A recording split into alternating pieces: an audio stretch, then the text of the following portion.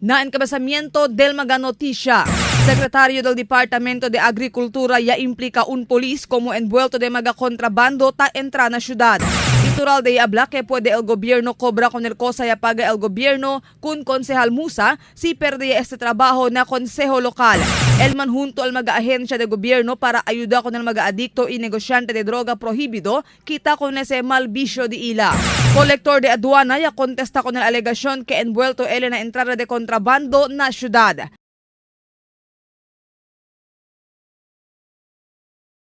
El siguiente na mga notisya. Korte na Pasig determinado atende con el tapidi plea bargaining del mga MNLF quien acusado de crimen durante el ataque na Zamboanga del año 2013.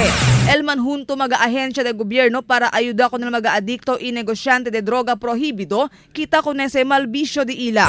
Mga detalles de este y los demás pa del mga notisya después de este mga abiso.